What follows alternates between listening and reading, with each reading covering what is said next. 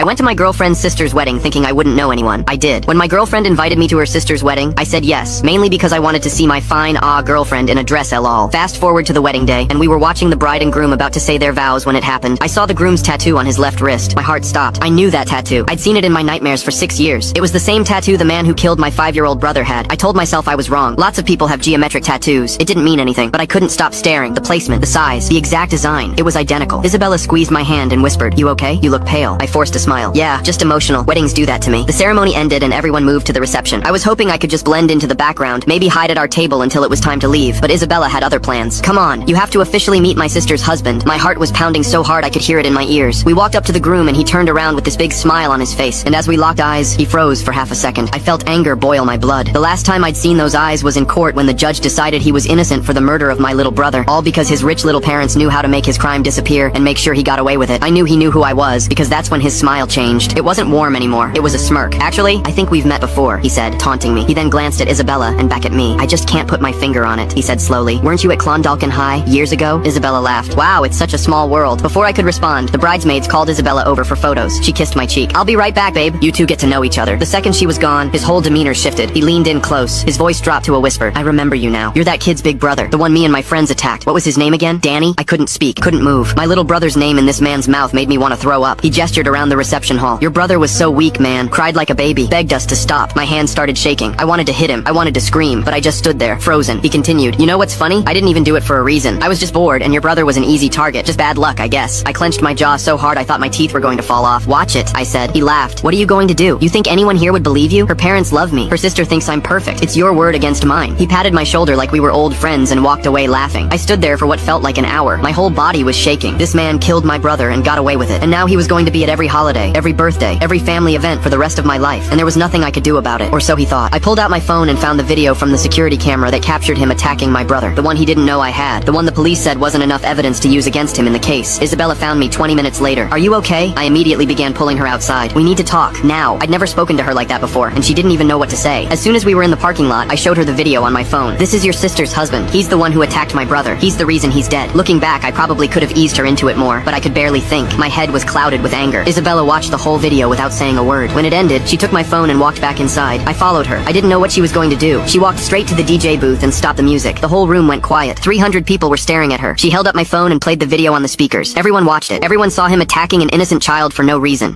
What's the worst punishment your parents ever gave you? I was 12 when my dad banned me from all museums for a whole year. And before you think that's no big deal, you need to understand something about me and my dad. Museums were our thing. Every Saturday we'd pick a new one. Natural history, art galleries, science centers, weird little local places that had displays about old farming equipment. I lived for those trips. My dad would pack sandwiches and we'd spend entire days walking around, reading every single plaque, trying all the interactive stuff. The problem was, I had this stupid habit of taking things. Not big things, just little stuff from gift shops. A pencil here, a tiny eraser there, those free pamphlets that said, "Do not remove" in tiny letters. Sometimes I'd grab a small magnet or a bookmark when no one was looking. My dad caught me a few times and warned me, "Stealing is stealing, Maya. Doesn't matter how small it is." But I always laughed it off. "Dad, relax. It's not like I'm robbing banks." Then came the Metropolitan Science Museum downtown. They had this new kids exhibit about geology with all these cool rocks you could touch. There was this tiny glass bead, no bigger than a marble, sitting in a little wooden bowl. The sign said it was real volcanic glass from Mount Vesuvius. I thought about it for like 5 minutes. It was so small. Who would even notice? I looked around, saw my dad reading something across the room, and slipped it into my jacket pocket. 20 minutes later, the security guard tapped me on the shoulder. "Excuse me, miss. Can you empty your pockets, please?" My stomach dropped through the floor. The guard found the bead immediately. My dad's face when they called him over was something I'll never forget. Not angry, just disappointed. Like I'd broken something precious that couldn't be fixed. The guard was actually pretty nice about it. Said it happens more than you'd think. My dad apologized about 50 times, paid some kind of fine, and promised they wouldn't press charges. They let us leave, but I could tell everyone was staring. The car ride home was the worst 15 minutes of my life. Complete silence. My dad didn't even turn on the radio. When we got home, he sat me down at the kitchen table and said 6 words that destroyed me. "You're banned from museums. 1 year." At first I thought he was joking. "Dad, come on. That's crazy." His face was stone serious. "You think stealing is no big deal? Fine. Let's see how you feel when you can't go to the places you love." It started the next week. My birthday was coming up, and every year we went to the Natural History Museum to see the dinosaurs. Instead, my dad said we were staying home. I cried for hours. Then came the school field trip to the art gallery. My dad actually emailed my teacher and said I couldn't go. I had to sit in the library while my whole class went and saw this amazing Egyptian exhibit. When they came back talking about mummies and gold golden masks, I wanted to disappear. The worst part was my dad still went to museums, without me. He'd come home on Saturday afternoons with that look on his face, like he'd just had the best day ever. Saw the most incredible butterfly exhibit today, he'd say. You would have loved it. Every time he said that, it felt like getting punched in the stomach. He'd describe these amazing displays, new exhibits, special shows. They had this room where you walk through and butterflies land on you, he'd tell me. Some of them were bigger than my hand. I begged him to let me come, promised I'd never take anything again, but he'd just shake his head. A year means a year, Maya. By month 6, I'd stopped taking anything. Not even sugar packets from restaurants. Not even free pens from the bank. The thought of taking something that wasn't mine made me feel sick. Month 8, I started reading about museums online, looking at pictures of exhibits I was missing. There was this new space display at the Science Center with real moon rocks. My class went without me. Again. Month 10 was the hardest. The Children's Museum downtown got a new hands-on archaeology dig, where you could uncover fake dinosaur bones. My little cousin Jake went and wouldn't stop talking about it at family dinner. Maya, you have to see it, he kept saying. My dad just looked at me across the table. When the year finally ended, I wrote a 3-page letter to the Metropolitan Science Museum. I apologized for taking the volcanic glass bead. I explained what I'd learned about respect and trust. I promised it would never happen again. My dad read the letter before I mailed it. He nodded and said, "Okay, this Saturday, we're going to the Natural History Museum." Walking through those doors again felt like coming home after being lost for months. Generally calm people. What made you lose it? I'm a nurse.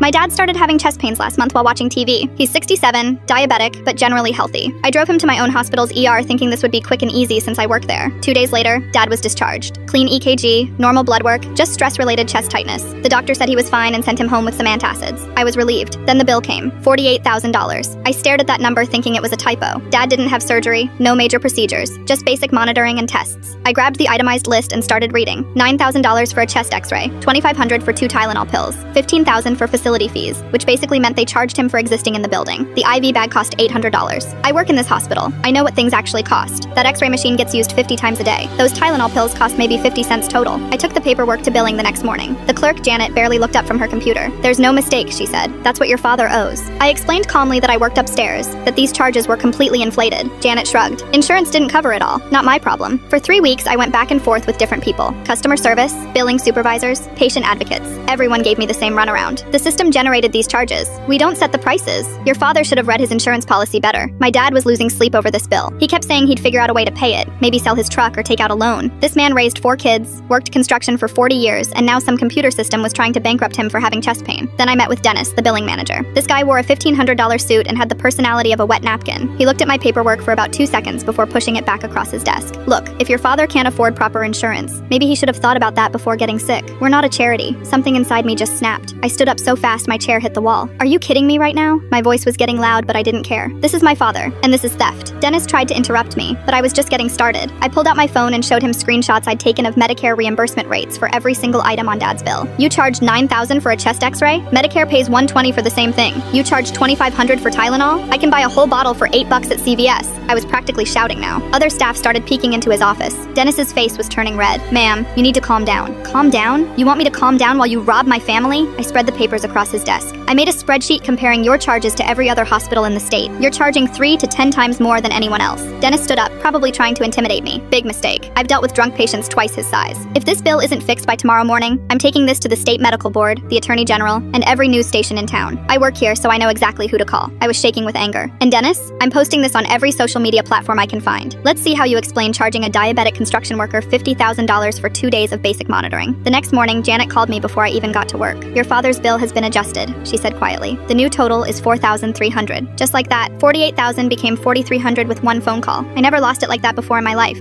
I was stuffing my bra with socks when I heard someone whisper, "Please tell me you have a pad." The stall door cracked open and I saw Rachel standing there looking absolutely terrified. I just started and I'm wearing white shorts. The absolute horror in her voice made my stomach drop because I knew exactly what nightmare was about to unfold. Our PRE teacher, Mr. Stratton, had a psychotic 5-minute bathroom limit, and everyone knew the only thing he loved more than enforcing it was humiliating whoever dared go over. I shoved a pad and my spare gym shorts into her hands. "Take these. I need to get back before he notices I'm gone too." I slipped out of the locker room and rejoined the class mid-running laps, my heart pounding. 5 minutes later, Mr. Stratton literally stopped the entire class and announced at full volume, "Rachel has been gone for 10 minutes, which is completely unacceptable and disrespectful to everyone's time." He puffed out his chest using his tough coach voice. I raised my hand, desperate to buy her more time. "Mr. Stratton, can I speak to you privately for a second?" "No." He looked me dead in the eye. "Whatever you need to say, you can say it in front of the entire class." My face burned as everyone turned to stare. "She's just dealing with something personal." I watched the realization dawn on his face, and then this sick, triumphant smirk spread across it like he'd just been handed ammunition. When Rachel finally returned looking absolutely mortified, he was ready and waiting. That's when this man really showed his whole ass. He launched into this condescending lecture about how he has 3 sisters and none of them ever needed that much time, that periods were absolutely no excuse for disrupting my class, and that girls today just use it as an excuse to to be lazy and get attention. He smirked like he'd just won some sick victory and announced she'd need to make up class for missing half of it over nothing. Rachel's face crumbled as everyone stared, and I felt pure rage bubbling up. At lunch, I slammed my tray down at our usual table where Ava, Riley, and Chloe were already deep in heated conversation. "Did you see what Stratton did to Rachel?" Ava practically hissed. Riley was scrolling through her group chat where girls from his other classes were already sharing their own Stratton horror stories. "This man literally thinks having sisters makes him the period police," Chloe said, her voice shaking with rage. That's when Riley got this dangerous sparkle in her eye and said, "You know what though? If he wants to play the sibling expert game, we can absolutely destroy him at his own logic." That lunch period turned into a war council. We got every girl on board through the group chat, which Riley renamed Operation Strap-in Takedown, and we waited for the perfect opportunity. 2 weeks later, it happened. Our group chat exploded when Riley texted, "He's out sick." When Mr. Strap-in dragged himself back after 3 days, looking miserable and dramatically sighing about his terrible cold, I caught him alone by his office and knew it was showtime. "Oh wow, Mr. Stratton," I said with innocent concern. "That's so weird that you needed 3 whole days for a cold. My brother had the exact same symptoms and was back to work the next day. I guess some men just handle sickness differently than others." I watched his face go from confused to annoyed as he tried to process what was happening. When he started desperately explaining that everyone's immune system is different and some people need more recovery time, I delivered the perfect follow-up. "Oh, so now you understand that all bodies work differently? That's so fascinating." The realization hit his face like a freight train. "It's almost like having a brother doesn't make me an expert on all men's bathroom needs and recovery times, just like having sisters doesn't make you an expert on periods." You could literally watch his soul leave his body, but we weren't even close to being done with him yet. For the rest of the semester, we made that man's life a masterclass in systematic destruction. When he dramatically flopped into his chair after dodgeball whining about how exhausted he was. My dad works construction 12 hours a day, and I've never heard him whine this much about being tired. The giggling was immediate and brutal. When he complained about his headache in the teacher's lounge with Coach Sanders and Mr. Hayes. My brother gets migraines, but he doesn't cry about it to everyone. You could see his face burn as the male teachers exchanged looks. Each attack was perfectly calculated, chipping away at his ego piece by piece. Our group chat coordinated everything with military precision, and by month 2, his confidence was visibly cracking. But we saved the absolute crown jewel moment for when it would hurt the most. He was trying to flirt with Miss Parker by the teacher mailboxes, the gorgeous art teacher he'd been pathetically pursuing all semester, complaining about students always being late to his class. That's when Chloe struck with surgical precision. "That's so weird, Mr. Stratton, because you're always taking really long bathroom breaks yourself during class time. Maybe you should time those too, since you're such an expert on appropriate bathroom timing." Miss Parker literally snorted with laughter and walked away while he turned purple with humiliation. After a month of this, he ditched the bathroom timer and apologized to Rachel in front of everyone.